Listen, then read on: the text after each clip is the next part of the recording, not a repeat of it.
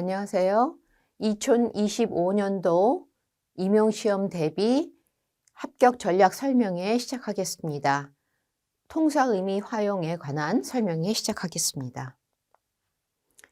자, 먼저 이제까지 나왔던 문제의 유형을 보면 4점짜리 서술형 2문제, 그리고 2점짜리 기입형 1문제 이렇게 나오게 되죠. 그래서 어떤 내용이 나오냐면 통사론, 의미론, 문법, 화용론 요 분야에서 이제 통합되어서 출제가 되기도 하고 뭐 때에 따라서 통사론만 출제되기도 하고, 그런데 우리가 유형을 보면 2016년에는 신텍스 시멘틱스, 2017년에 이제 상당히 그래도 점수 배점이 많이 출제가 되었는데 이때는 신텍스에 굉장히 중점을 두어서 문법도 신텍스에 들어가는 것이니까 그렇게 출제가 되었고, 2018년도도 문제가 굉장히 많이 출제되었는데 신텍스, 시멘틱스 이렇게 출제가 되었고, 2019년도에도 이제 2019년, 18년 이때가 굉장히 문제가 많이 출제된 때인데 역시 신텍스와 그래마 여기서 문제가 출제되었고요. 2020년도에 프래그매틱스 문제가 영어 교육론과 통합하여 출제가 됐고 나머지는 신텍스에서, 2021년도부터는 이제 2020년도에 개정이 됐기 때문에 똑같이 항상 그 통사의미 활용 분야는 10점을 차지하고 있고 통사론이든 의미론이든 화용론이든 어쨌든 4점짜리 2개, 그리고 기입형 2점짜리 1개 이렇게 출제되고 있습니다. 2021년에 보면 이제 그래마와 신텍스에서 3문제가 다 출제가 되었고, 2022년에도 보면 시멘틱스 거의 안 나오고 신텍스에서 문제 출제가 되고, 2023년에도 신텍스나 그래마에서만 문제가 출제되다가 올해는 신텍스, 시멘틱스, 프래그매틱스에서 다 골고루 출제가 되었어요. 물론 이제 이 B형의 5번 문제는 뭐 의미론 문제라고 볼 수도 있지만 문법 문제라고 볼 수도 있어서 그래마와 시멘틱스 양쪽에 걸쳐서 문법 책에도 나오고 의미론 책에도 나오는 내용이니까요. 자, 그러면 이제 이 출제 의도는 무엇이냐? 당연히 영어 교사를 뽑는 시험이니까 영어 교사에게 필요한 전공 이론 중심으로 기본 개념을 정확히 이해하는가, 여기에 중점을 두고 있어요. 그래서 여러분이 공부를 할 때는 중심 개념을 정립을 해야 돼요.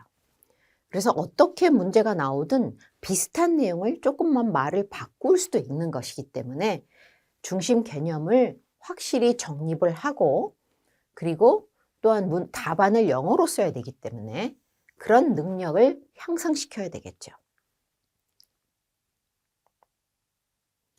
자, 우리 1, 2월 기본 이론에서 살펴볼 것은 통사 의미 활용론의 가장 기본적인 필수적인 개념과 용어를 확실히 학습하고 이해하는 데 중점을 둡니다.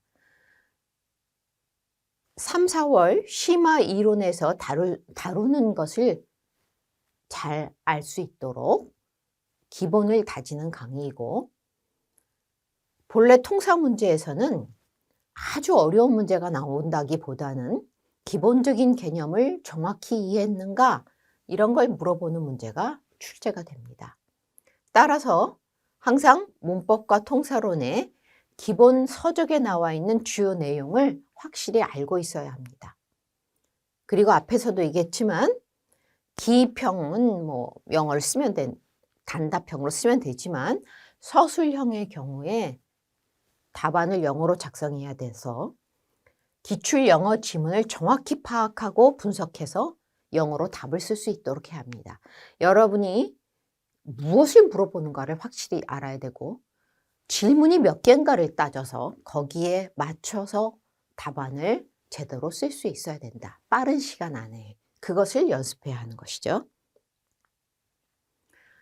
3, 4월 심화 이론에서는 그 1, 2월에 학습한 기본 개념을 확실하게 점검하고 좀 더 깊이 있고 심화된 내용을 학습함으로써 심화 단계의 핵심 이론을 정확하게 이해하고 문제에 제시된 자료를 분석하여 출제자의 의도에 맞게 논리적으로 답을 쓸 수 있는 이런 능력을 향상시키는 강의입니다.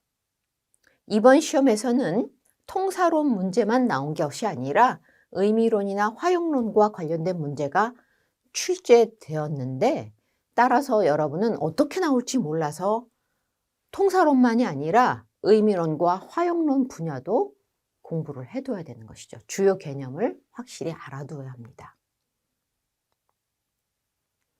5, 6월 기출문제 풀이에서는 이제까지 나왔던 기출문제, 그리고 그 기출문제와 유사한 응용문제, 이런 것들을 풀므로써 이제 여러분이 공부한 이론을 좀 더 보충하는 강의라고 할 수 있겠습니다.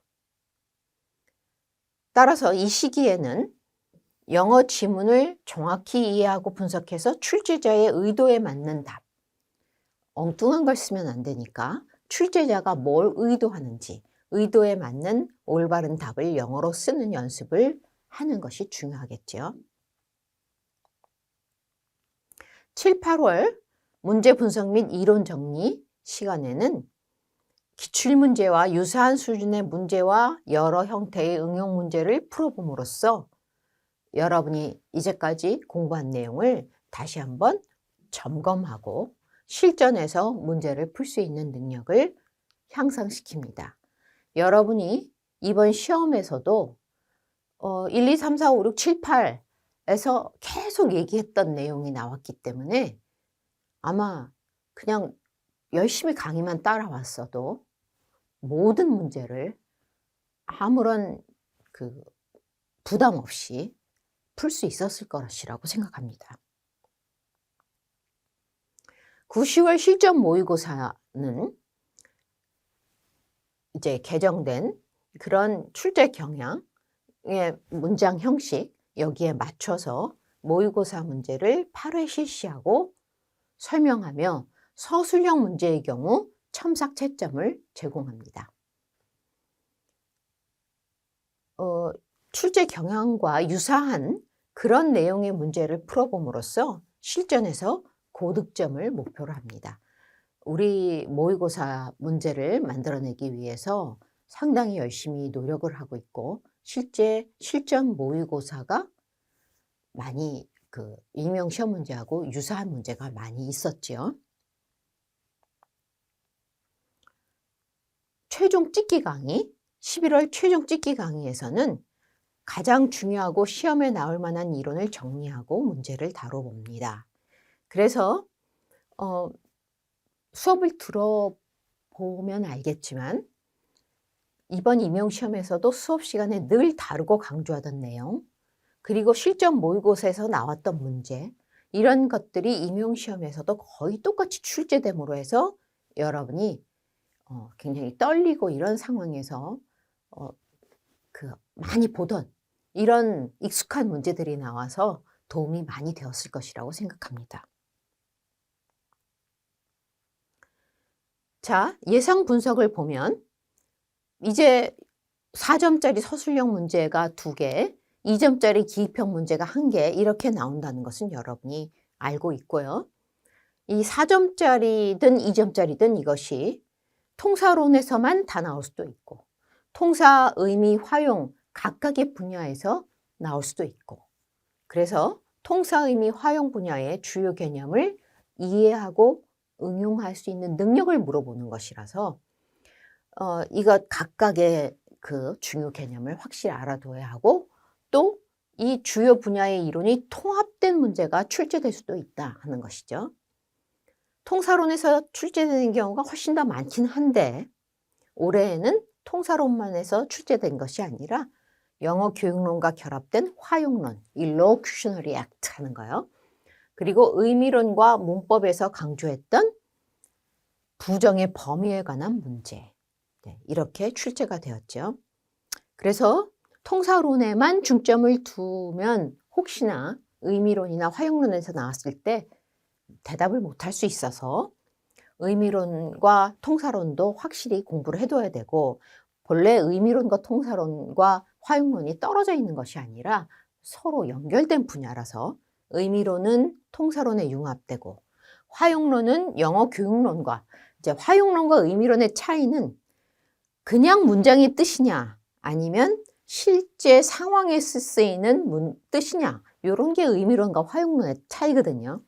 따라서 화용론은 실제 쓰임이라서 영어 교육과 아주 붙여서 융합되어서 출제될 가능성이 높은 것이고, 이번에도 그랬죠.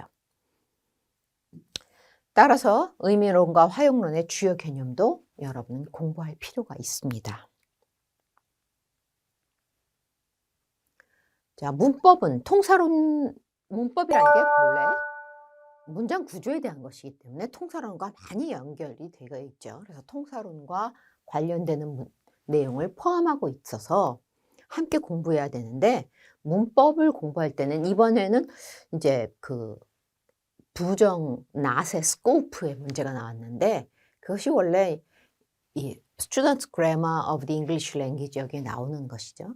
그래서 Student's Grammar of the English Language 원서 특강에서 강조했고요. 왜냐하면 거기 조동사 부정과 본동사 부정이 나오는데 말만 다른 것이지 그게 똑같은 내용이에요. 그래서 여기 원서 특강에서 강조하였고, 또 의미론을 할 때 부정의 범위, 또 여기서도 또 똑같은 것을 다루었죠.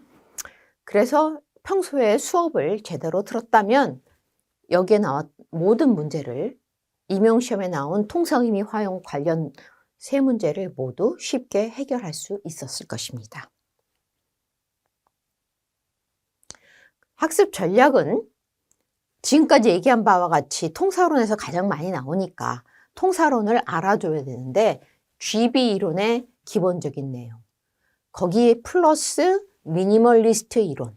GB 이론이 이제 80년대에 정립이 되었다 하면은 미니멀리스트 이론은 1990년대 중반에 이제 나오게 된 것인데, 미니멀리스트 이론에 해당되는 것이 경동사구, light verb phrase, 또 미니멀 링크 컨디션, 이런 부분이 되겠죠. 그리고 이제 GB 부분에 해당되는 것이 엑스바 이론 안에 컴플리먼트와 애정태 구분, 아주 여러 번 시험 문제에 나왔죠.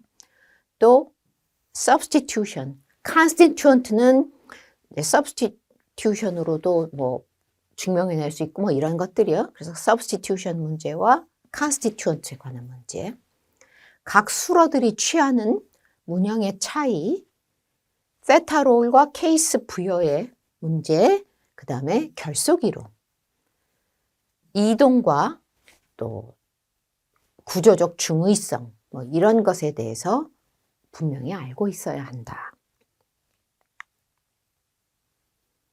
이번 시험에서는 케이스 부여에 대한 문제가 나왔죠. 여러분은 그 통사론의 기본에 대한 어떤 책을 공부를 하면 좋으냐면, 바사츠의 English Syntax and Argumentation, 레드포드의 Transformational Grammar, 그리고 English Sentence Structure. Transformational Grammar는 1988년 책이에요. 그렇지만 아직도 이 책에서 중요한 것들이 많이 있고, 이 책에서 시험 문제가 많이 나왔고, English Sentence Structure는 2009년에 나온 것인데, 여기 앤드류 레드포드의 책 2권, 그리고 앤드류 카니의 Generative Introduction 이라는 syntax 책, 이것을 공부하기를 추천하며, 이 책들에 대한 이 책들의 원서 특강은 제가 이걸 다 찍었기 때문에 여러분이 우리 팀에서 찾아볼 수가 있어요. 그리고 이제 똑같은 얘기를 하고 있는데, 이런 책들을 여러분이 공부를 하면 좋겠다라는 것이죠. 다음, 학습 전략. 의미론과 화용론은 정말 안 나오는 때도 많이 있어요. 그렇지만 통사론이나 영어 교육론과 융합되어 출제될 수 있으므로 여러분이 고득점을 목표로 한다면 반드시 공부를 해 두어야 되죠. 그래서 올해 의미론에서 출제된 분야는 조동사와 부정어의 스코프에 관련된 문제죠. 의미론은 통사론과 관련돼 있고, 활용론은 의미론과 관련돼 있고, 활용론은 또 영어 교육과 관련돼 있고, 따라서 이것들이 융합되어서 출제될 가능성도 있다는 거예요. 이번 출제된 문제는 Illocutionary Act에 관한 문제였죠.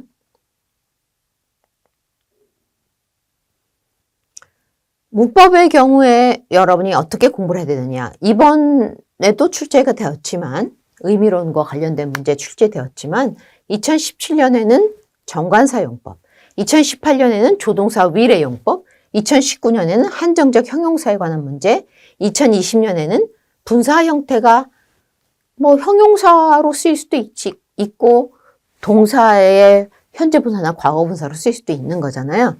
그러니까 이제 수동태나 이렇게 진행형이나 이렇게 쓸 수도 있는 거잖아요. 그래서 이것을 구분하는 것.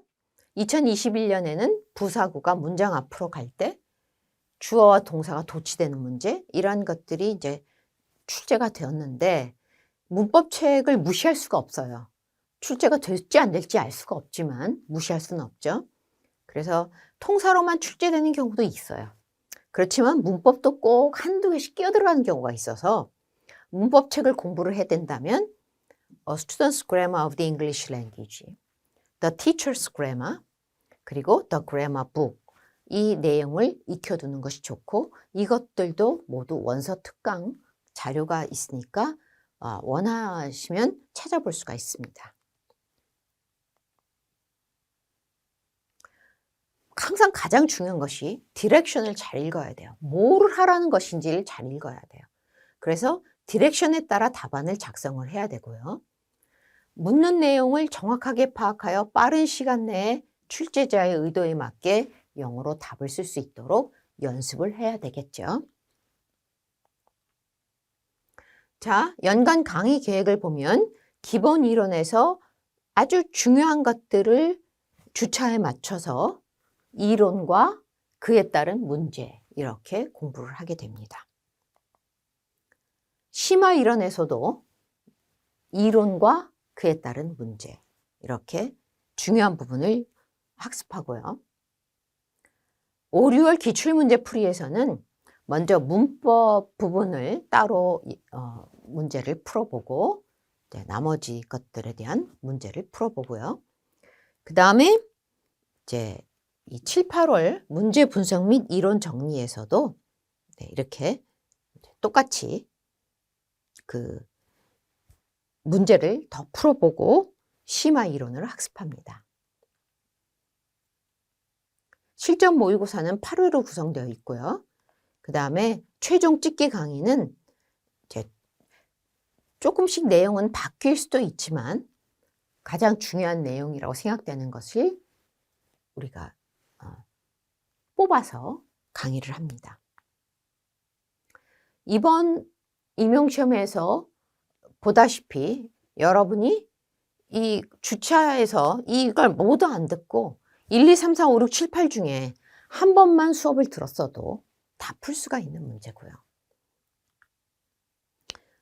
B번의 1번 문제가 이제 활용론 문제인데 이것도 이렇게 1, 2월 듣든 5, 6월 듣든 7, 8월 듣든 여기서 항상 했던 이야기다라는 거예요. 그 다음 이제 이게 의미론과 문법에 관련된 문제인데요. 이건 심지어 모의고사에서 비슷하게 나온 문제도 있고 7, 8월 문제 분석 및 이론 정리에서는 그때 문제 이것을 패러프레이즈 하시오 라고 얘기해서 must와 need에 대한 것이 이번 시험이잖아요. 아주 비슷하게 여러분에게 제시를 했었죠. 그래서 여러분들이 수업을 제대로만 따라와 준다면 아주 중요한 부분들을 모두 다루고 있으니까 임용시험에서 익숙하게 다른 문제들로 문제를 풀 때 어렵지 않게 풀 수 있을 것입니다. 네, 이와 같이 해서 2025년 대비 통상의미 활용에 대한 설명회를 마치도록 하겠습니다. 감사합니다.